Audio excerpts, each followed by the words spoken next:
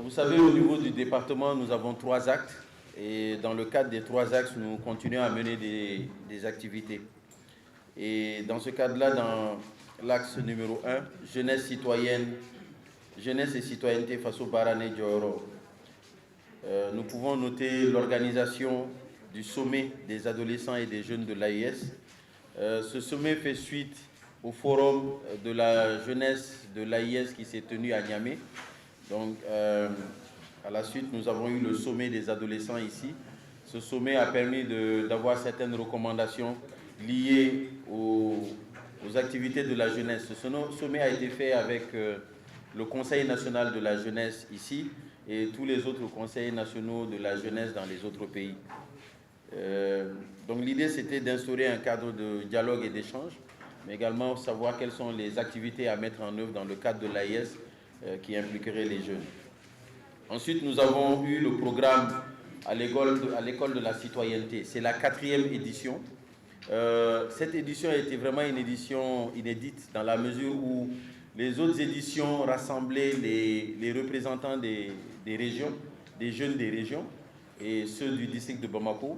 Mais cette fois-ci, nous avons délocalisé le programme à l'école de la citoyenneté. Chaque édition rassemblait à peu près 200 à 300 participants. La 3e édition a rassemblé les 600 et quelques participants qui étaient tous les présidents communaux de la jeunesse du Mali, ainsi que régionaux et le président national.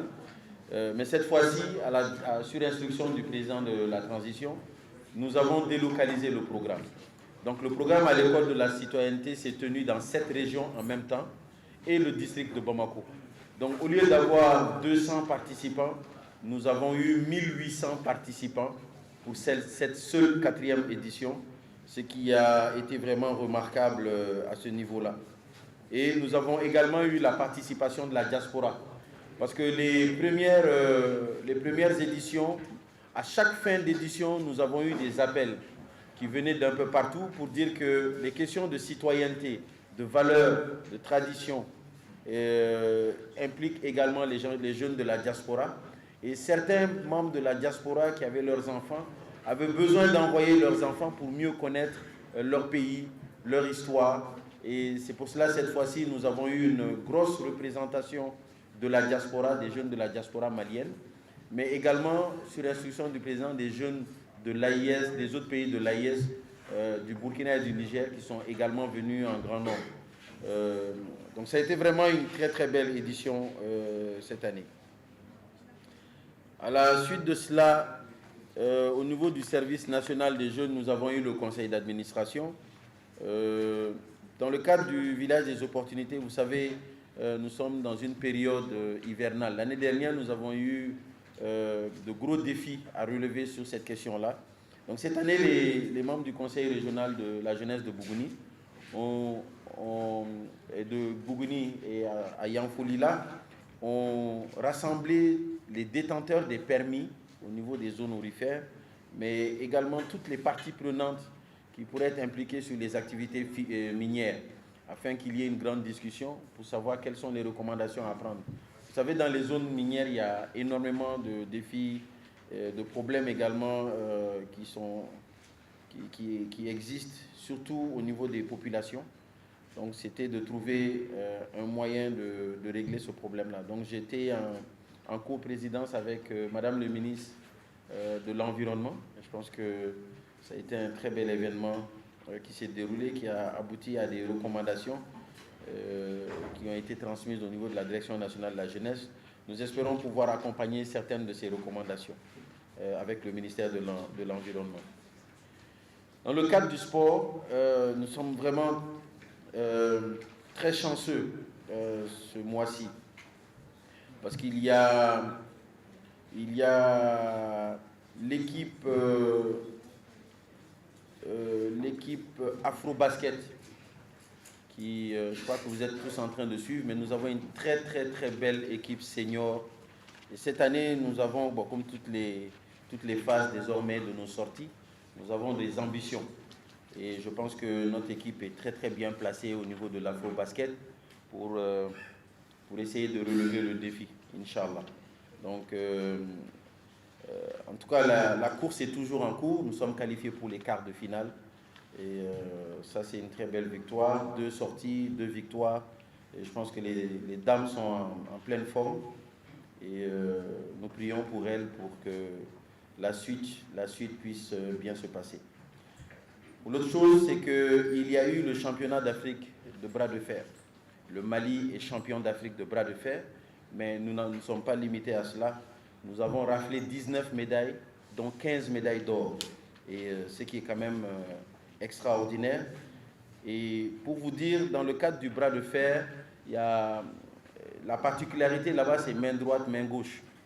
C'est-à-dire que ceux qui font le bras de fer, je ne sais pas si les médias font le bras de fer, mais nous avons raflé beaucoup de médailles juste avec 8 participants. Pour rappeler, le Nigeria qui abritait est parti avec 30 participants. Et nous avons tout raflé et nous sommes champions d'Afrique en même temps. Donc vraiment, ce sont des très bonnes nouvelles pour nous. Bon, malheureusement, il y a eu certaines sorties qui ont moins bien fonctionné, notamment les U19 garçons au niveau de la Coupe du Monde. Le Mali occupe désormais la 11e place du classement général, mais également la sortie des dames, où on s'attendait peut-être à de meilleures performances pour la Coupe d'Afrique au Maroc, mais finalement on s'est arrêté en quart de finale. Alors il y a eu également l'événement avec le centre de médecine des sports. Vous savez, on parle souvent du centre de médecine des sports. Aujourd'hui, et je l'ai toujours dit, le centre de médecine des sports aujourd'hui est une référence au niveau régional en termes de centre qui s'occupe de tout ce qui concerne le sport chez les athlètes. Et le centre de médecine des sports avec l'ACNOA, zone 2, ont organisé un séminaire sur la médecine du sport et les grandes manifestations sportives. Et je pense que ça a été un grand événement où j'étais là-bas avec Madame le ministre de la Santé. Et c'était un très bel événement et nous souhaitons beaucoup de chance encore au centre de médecine des sports qui fait un travail remarquable. Donc pour les activités à venir, au-delà des compétitions que nous connaissons déjà, qui sont programmées, il y a également un programme qui va être lancé très bientôt, qui est le concours du plus beau quartier. Vous savez, aujourd'hui, il y a énormément d'initiatives qui sont en cours au niveau des communautés ici à Bamako et dans les régions. Et ces initiatives vont de l'assainissement à la pose des dalles. Donc nous avons, dans le cadre de fédérer un peu toutes ces initiatives et de créer un engouement derrière, ici à Bamako et dans les régions, de lancer un programme concernant le plus beau quartier qui va s'appeler Neka Sigida Ngafasoko. Donc dans ce cadre-là, les gens vont être en compétition, soit pour mettre des dalles, soit pour peinturer leur quartier. Mais l'idée, c'est d'avoir vraiment les plus beaux quartiers à travers le Mali. Et ça va être une grosse compétition et je pense que ça va être quelque chose d'intéressant, un peu à l'image de ce que nous avons fait l'année dernière, mais dans le cadre uniquement du curage et de l'assainissement qui s'appelait l'opération Mon quartier propre.